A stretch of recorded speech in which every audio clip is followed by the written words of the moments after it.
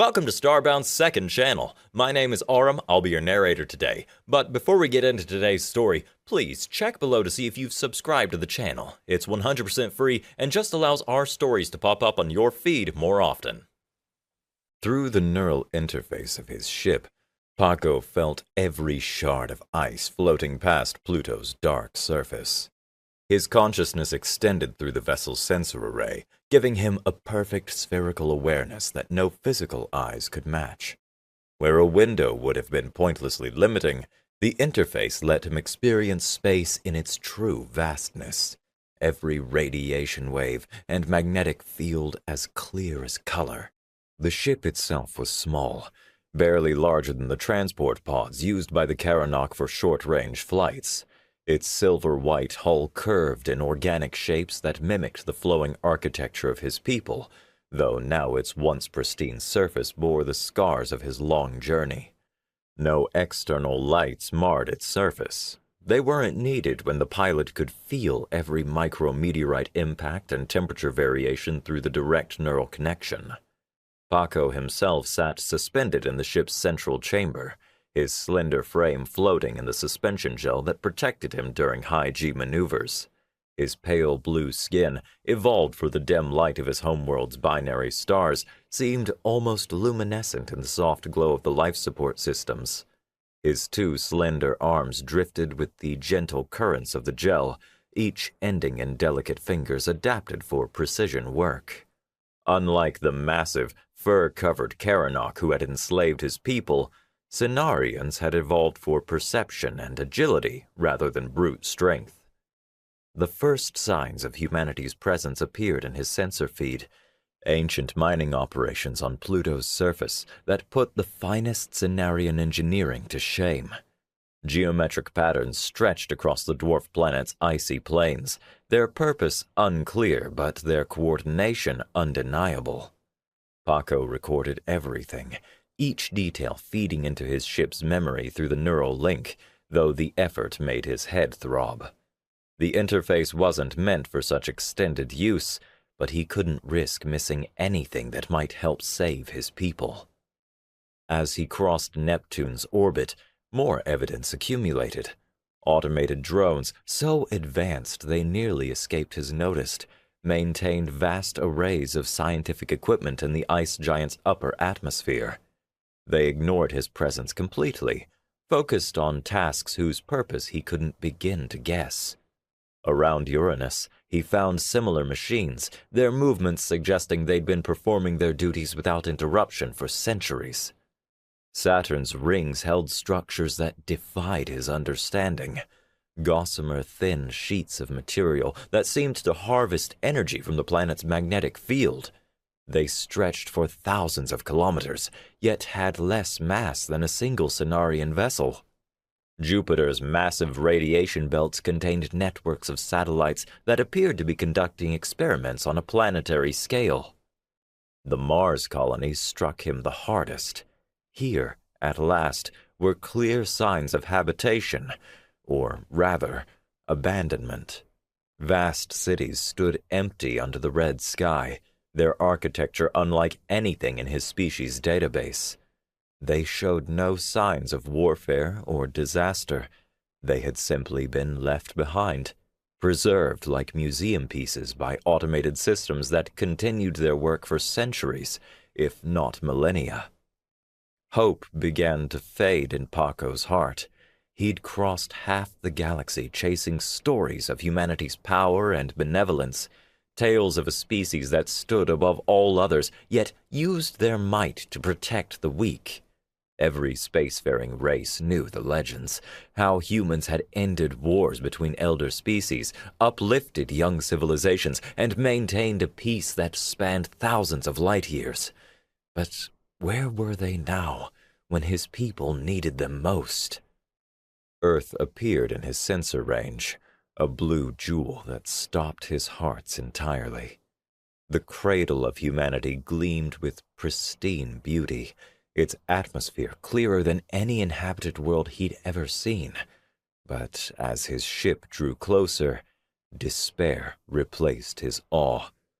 No orbital stations cluttered the space around the planet. No ships moved between Earth and its moon. The only artificial structures he could detect were weather control satellites and what appeared to be wildlife monitoring systems.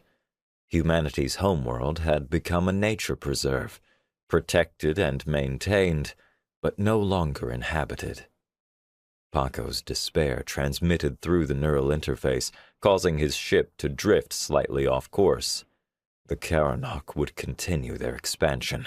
His people would remain enslaved. The last hope of the Cenarian race had led him to an empty... Space rippled. The first ship appeared directly ahead, its stealth field dissolving like fog in sunlight. Another materialized to his right, then his left, then above, below, behind.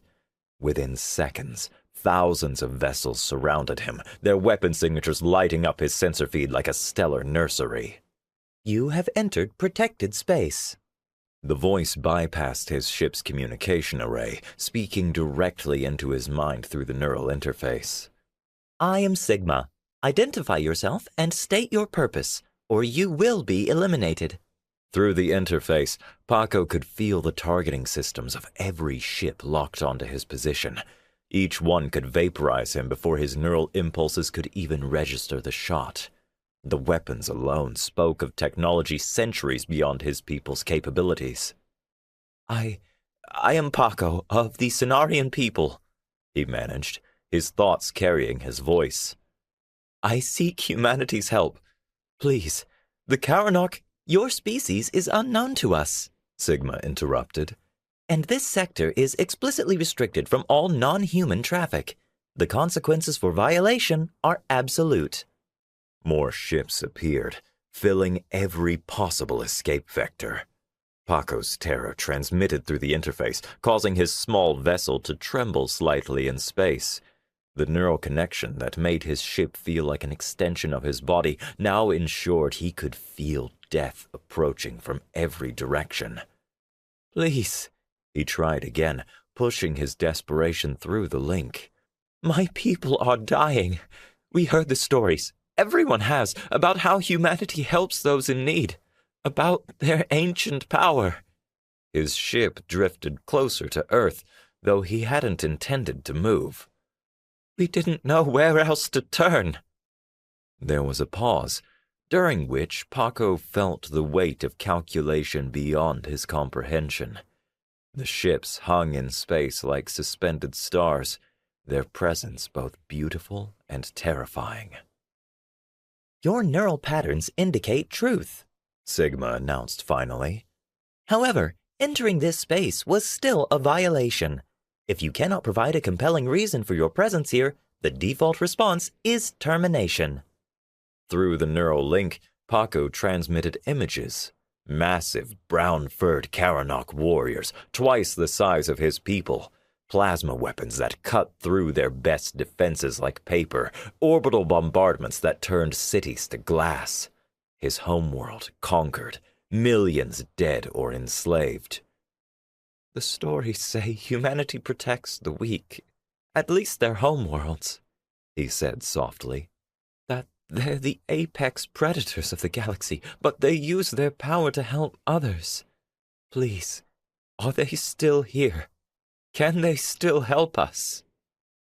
Another pause, longer this time. The weapons remained locked on him, but Paco sensed a shift in Sigma's attention. The AI was processing something vast, consulting protocols or databases beyond Paco's understanding. Your reason is noted, Sigma said finally. And your neural patterns continue to read as truthful. However, you misunderstand the situation.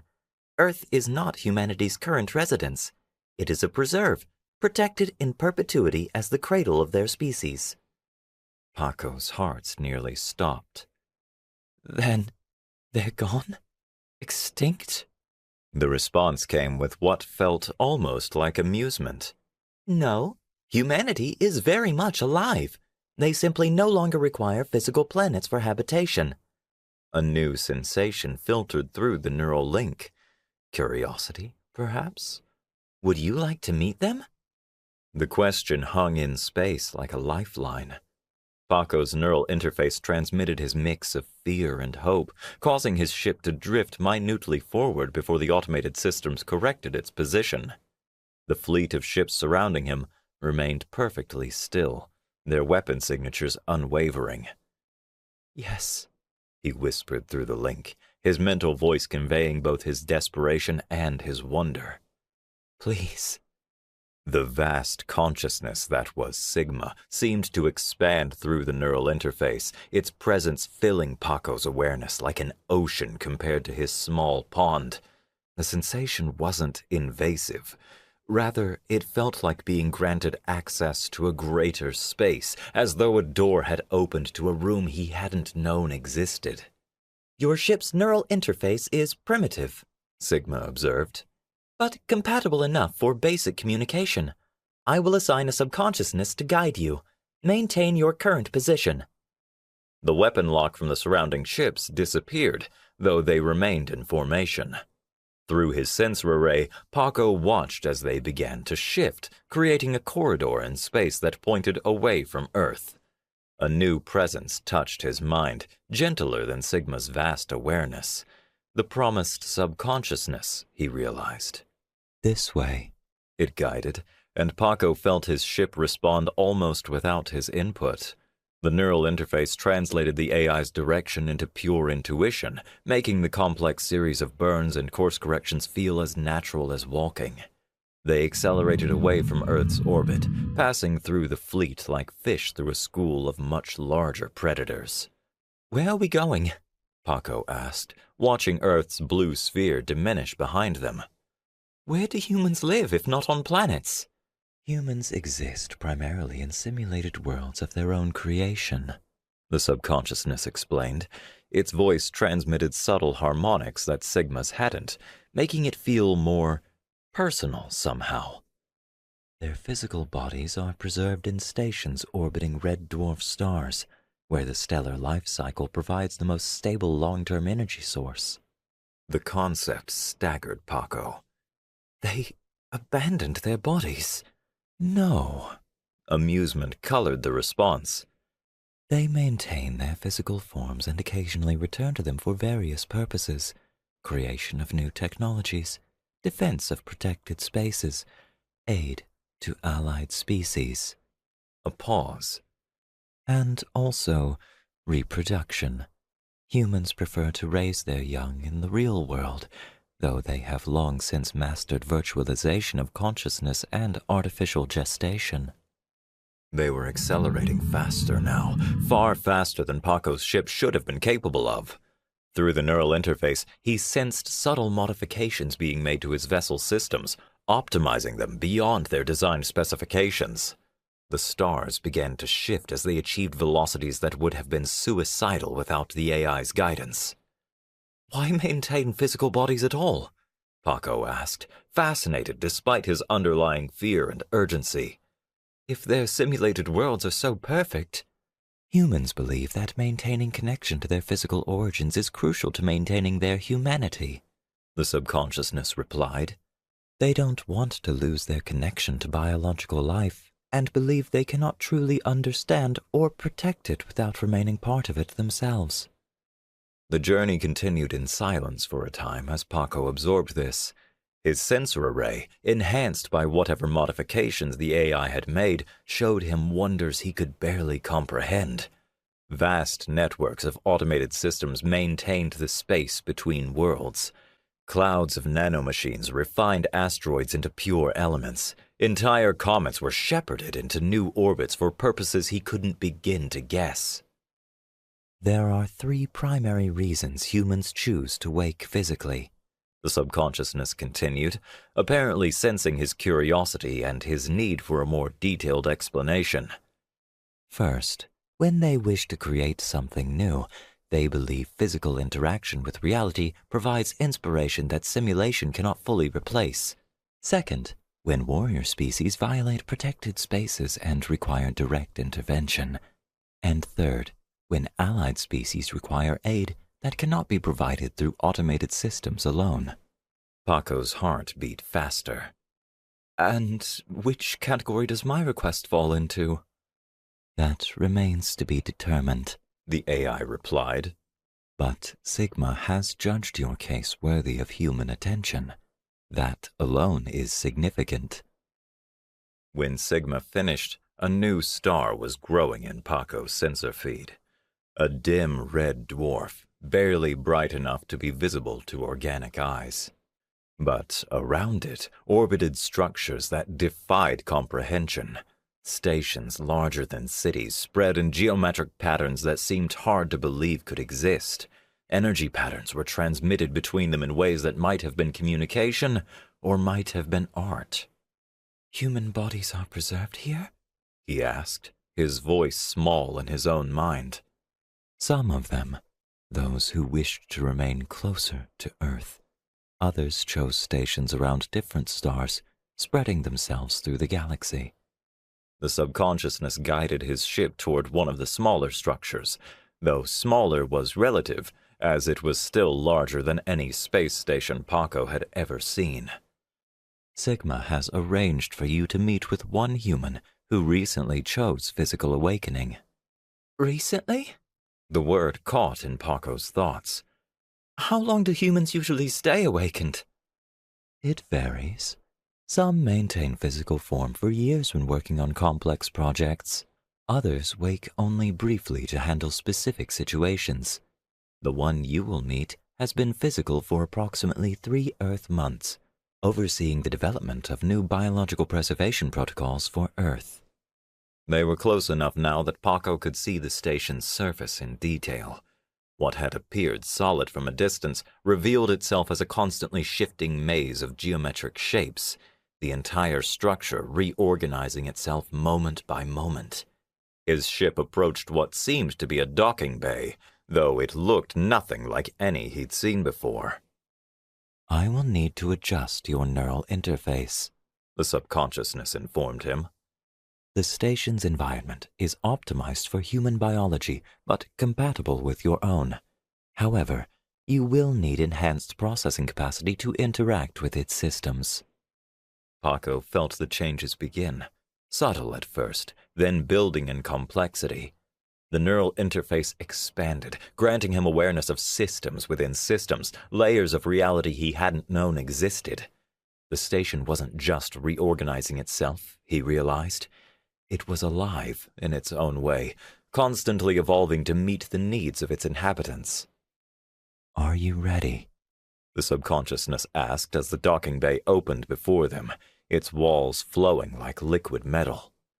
Paco checked his ship's readings one final time, more from habit than necessity. "Yes," he said, and felt the truth of it in his mind. "I am ready to meet a human." As he conveyed those words, the docking bay swallowed Paco's ship like a living thing, its walls flowing around the vessel in patterns that seemed to defy physics. Through his enhanced neural interface, he could sense layer upon layer of security systems scanning every part of his ship's structure. The station's awareness felt different from both Sigma and the subconsciousness, less personal, more architectural, as though the entire structure was a single vast machine dedicated to maintaining optimal conditions for its inhabitants. "Your vessel will be held in suspension," the subconsciousness informed him as the liquid metal walls completed their embrace of his ship.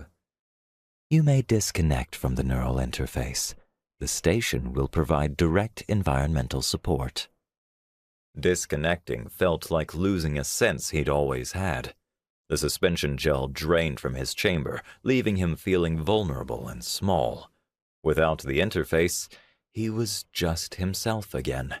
A slender, blue-skinned being far from home, about to meet a creature out of legend.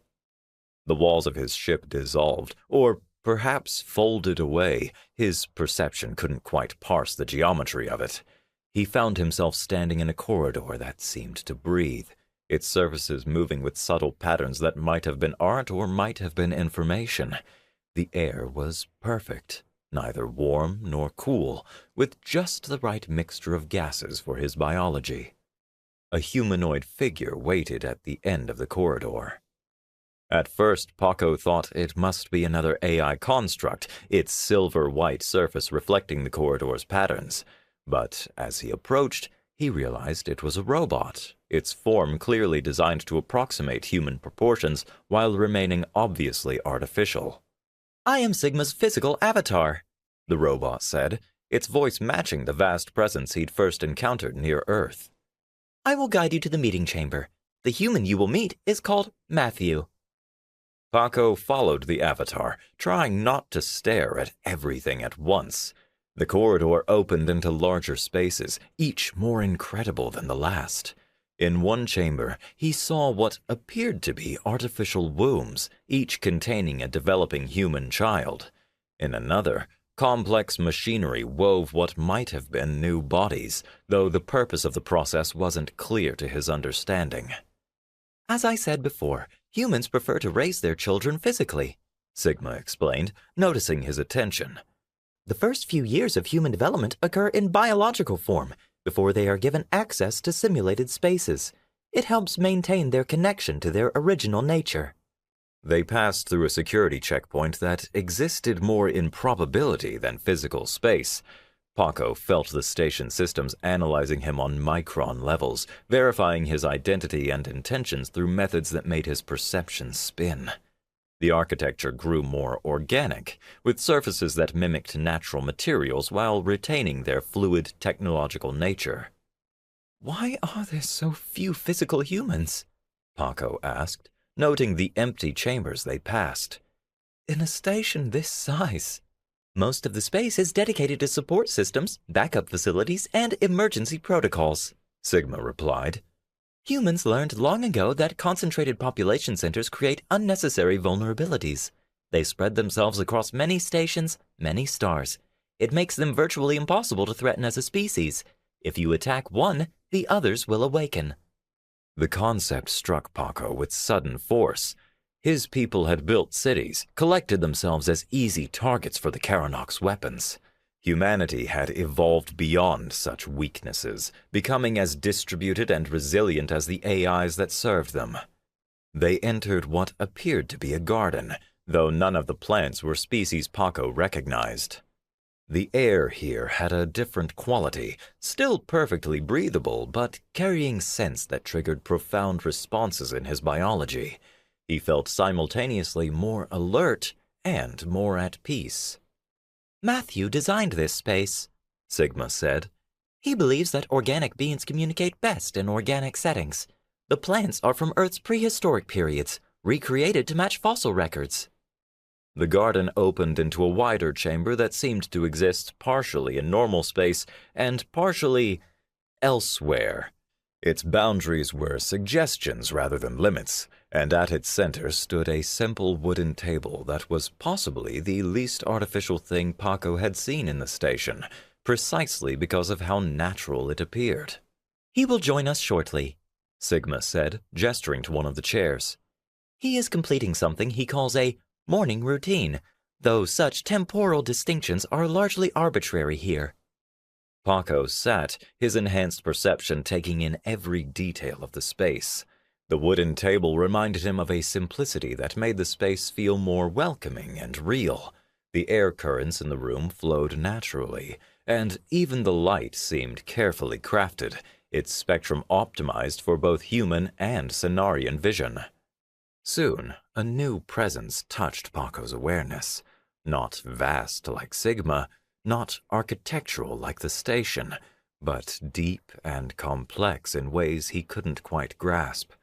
He turned toward the garden entrance as footsteps approached, his heart racing in anticipation and fear. The human who entered looked both exactly and nothing like what Paco had expected. Matthew appeared to be male, with features that somehow managed to seem both young and ancient simultaneously. He wore simple clothing that might have been grown rather than manufactured, and he moved with a grace that suggested complete mastery of his physical form. But it was his eyes that caught Paco's attention. They held knowledge accumulated over centuries of existence, compassion born from an understanding of both biological and digital life, and power so effortlessly contained that it felt more like a force of nature than a living being or a machine. "Welcome, Paco of the Cenarians," Matthew said, his voice carrying a tone that Paco's perception recognized as utter confidence. "Sigma tells me your people need our help." Matthew sat across from Paco with a fluid grace that made the simple motion look a tier above the rest. The prehistoric garden around them seemed to respond to his presence, its alien flowers turning subtly toward him like satellites orienting to a star. Through his perception, Paco could sense layers of technology so advanced they appeared magical. Matthew's biological form was clearly augmented far beyond anything Paco had imagined possible, yet it all appeared perfectly natural. "Please," Matthew said, gesturing with one hand. "Tell me about your situation. Sigma has shared the broad strokes, but I'd like to hear it from you directly." Paco's throat felt tight, but he forced himself to speak. "The Karanok invaded our systems 3 standard years ago. They—" His voice caught as memories surfaced. Cities burning, orbital bombardments turning the surface of his homeworld to glass. "They're stronger than us, more advanced. We tried to fight, but they—" He trailed off, unable to continue. "Show me," Matthew said gently. "Your neural enhancement can share the memories directly." The images flowed from Paco's mind without effort. Massive, brown-furred warriors twice the size of his people, orbital stations falling from the sky in flames, millions fleeing into emergency shelters that proved useless against the Karanok's bunker-piercing weapons, the systematic destruction of everything his people had built. Matthew absorbed it all without visible reaction, though the garden's atmosphere subtly shifted, its patterns becoming more complex. "I see," he said finally. "And you came seeking us because of the stories?" "Everyone knows the legends," Paco replied. "How humanity reached the peak of evolution, how you stopped wars between elder species, uplifted younger ones. Some say you're gods. Others say you're the universe's immune system, defending life itself." He looked down at his hands. "We didn't know where else to turn." "We're not gods," Matthew said, amusement coloring his voice. "We simply reached our potential earlier than most species, and learned some hard lessons about power along the way." He stood, moving to a point where the garden's boundaries seemed to fold into higher dimensions. "Walk with me?" Paco followed, noticing how the station's architecture flowed around them, creating paths moment by moment. "Are you an admiral?" he asked. "A military leader?" Matthew laughed, a warm, genuine sound. "I've been an admiral, yes, thousands of years ago. I've been many things. Right now, I'm simply Matthew, and I'm happy to help." He turned to face Paco directly. "We'll free your homeworld, of course. The only question is how to do it most effectively." The casual certainty in his voice made Paco's heart skip. Just like that? You'll help us?" "Of course." Matthew's expression grew serious. "The Karanok have violated several principles we work to maintain, using overwhelming force against a weaker species. We don't interfere in wars, but homeworld invasions are not allowed by our laws." His eyes seemed to look through multiple dimensions at once. "They need to learn that such actions have consequences." As they walked, they emerged into what appeared to be a control center, though it bore no resemblance to any Paco had seen. The walls were transparent from the inside, showing the red dwarf star and its complex array of stations. Information flowed through the air itself, visible to Paco's interface as intricate patterns of light and probability. "We'll take your ship," Matthew said, surprising him. "It's been upgraded considerably since you arrived, and it will serve our purposes better than one of ours. The Karanok should see who brought us to them." "But—" Paco looked around at the vast station, the incredible technology on display. Wouldn't a human vessel be more powerful? Matthew's smile carried echoes of ancient wisdom. Just because we won't travel in a human ship doesn't mean I won't take one with us to your planet. He gestured, and a path appeared, leading back toward the docking bay. Shall we? The journey back through the station felt different with Matthew present. The architecture responded to him as he walked, spaces opening before them and sealing behind them. Other robots, or possibly avatars, bowed slightly as they passed, their movements carrying subtle meanings Paco's enhanced perception could almost grasp. They reached Paco's ship, its humble form now somehow strange. The modifications Sigma had made were invisible to normal sight, but to his interface, the vessel practically screamed with new potential. The connection had been upgraded far beyond its original specifications, and systems he didn't even have names for had been integrated into its structure. "Your people built this well," Matthew commented, running a hand along the ship's hull. "The neural interface design is elegant. We simply helped it reach its full potential." The docking bay opened to space, its liquid metal walls flowing aside like curtains. The red dwarf's light painted everything in its light, making the station seem to burn with inner fire. Paco felt a moment of pure awe, realizing he was about to travel with a being out of legend. "Will you fit?" he asked suddenly, remembering the ship's small size. Matthew laughed again. "Don't worry about that. I don't need to stand." He gestured toward the entrance. "After you?" Paco stepped into his ship and stopped, staring. The interior had been completely transformed. The neural interface beckoned to him, promising capabilities he had only begun to explore. "Reality," Matthew said from behind him, "is far more flexible than most species imagine. Shall we go help your people?"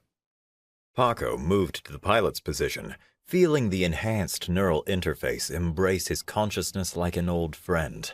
Through it, he could sense Matthew's presence, vast and complex, yet contained. The ship responded to them both as the propulsion system started.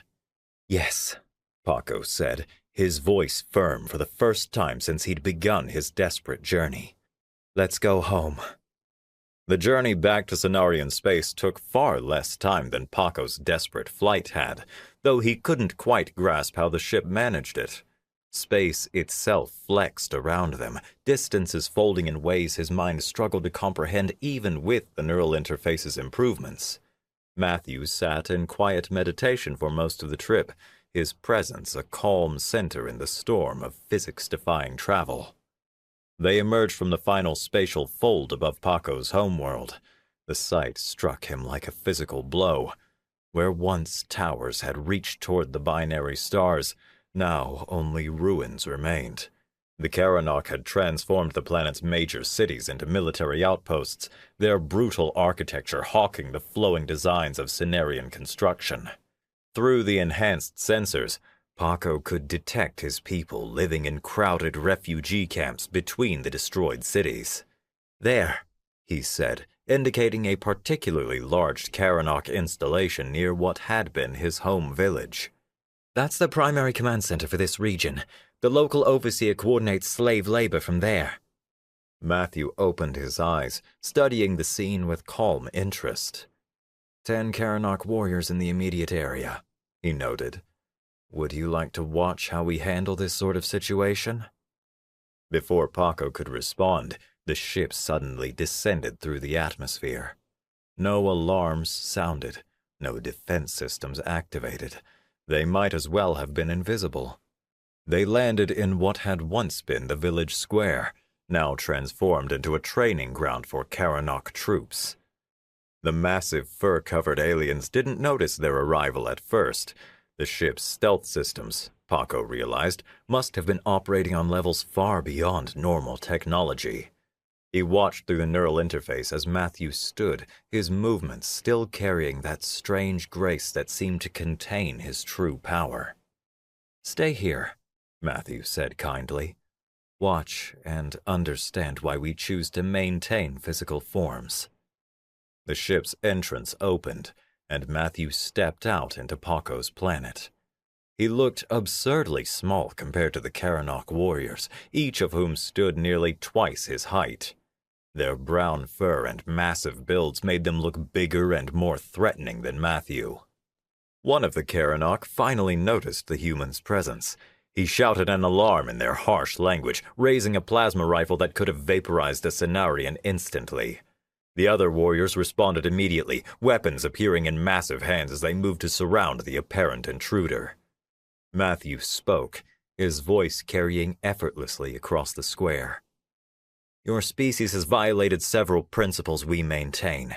You will withdraw from Cenarian space immediately. The Karanok overseer emerged from the command center, his ceremonial armor gleaming. He towered over his warriors, a mountain of muscle and weaponry. Who dares? He began, then stopped as he got a clear look at Matthew. Something like recognition flickered across his ursine features. Who are you? I am human, Matthew said simply. You have one opportunity to withdraw peacefully. The overseer's response was to fire his weapon, a shoulder-mounted cannon that could punch through starship hull plating. The blast crossed the distance between them instantly. Matthew wasn't there. Paco's augmented perception could barely track the human's movement, even with the help of his ship's sensors. One moment he stood calmly facing the Karanok. The next, he was beside their leader, moving with a speed that made light seem sluggish. His hand touched the overseer's armor almost gently. The massive alien collapsed, his nervous system shut down by technologies Paco couldn't begin to understand. The other warriors opened fire, filling the air with enough plasma to melt a small building. Matthew flowed between the blasts like water between stones, each movement elegant. He touched another warrior who fell, then another, and another. In less than 10 seconds, all 10 Karanok lay unconscious in the dust. As I said, Matthew stated calmly, looking down at their fallen overseer, you will withdraw from Cenarian space. He pressed his palm to the alien's forehead, interfacing directly with its neural implants. Your entire species will understand the consequences of violating our principles. The message is being transmitted now. Through his ship's sensors, Paco watched in awe as FTL communications rippled out from the fallen Karanok, carrying Matthew's warning to every member of their species. The message contained not just words, but complete sensory data of what had just occurred, and the clear understanding that this had been the gentlest possible demonstration of human power. How? Paco's voice failed him. You didn't even use weapons. Matthew walked back to the ship, his movements still carrying that impossible grace. These were just some nanites, he said casually. Don't worry about it. And this was just the beginning. I see about 400 more Karanok positions that need to be addressed. From high above, a shadow suddenly fell over the village square. Paco's ship detected something massive decloaking in orbit, a ship so large it turned day to night with its presence. More shapes began appearing in the sky, smaller but still impressive. Thousands of autonomous drones and combat platforms, their designs unlike anything Paco had ever seen. Matthew smiled slightly at Paco's awe. I didn't even need to use the automated forces or drones for this small group, but for a full planetary liberation, he gestured at the gathering armada above. We should probably make use of all our tools.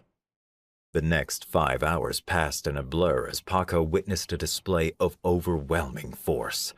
Matthew coordinated the fleet with casual gestures, each movement triggering cascades of military action across the planet. Karanok strongholds faced simultaneous assault from forces that ignored their best defenses. Orbital platforms that had bombarded Cenarian cities were disabled by drones that seemed to materialize inside their shield perimeters. Ground forces found their weapons transformed into inert metal by clouds of nanites. Through it all, Matthew maintained that same impossible calm, as though he were conducting a simple cleaning job rather than the liberation of an entire species. "Your people can begin returning to their homes," he told Paco as another Karanok fortress surrendered. "The nanites are already beginning reconstruction of damaged infrastructure." When the Karanok leadership finally requested terms, they did so with a mixture of terror and awe that Paco understood all too well. Their chief commander, a massive warrior whose ceremonial armor now bore scars from human weapon systems, could barely look at Matthew as they met on neutral ground. "You will withdraw from all Cenarian territories," Matthew stated simply. It wasn't a demand or a threat, merely a statement of fact. "You will provide reparations for the damage caused, according to terms my automated systems are transmitting now. You will never again attempt conquest of another species." The Karanok chief snarled, his species' pride warring with his new understanding of the galaxy's true power structure. And if we refuse? Matthew's smile contained no humor. "Then I stop holding back. What you've witnessed today was accomplished without involving actual human military forces.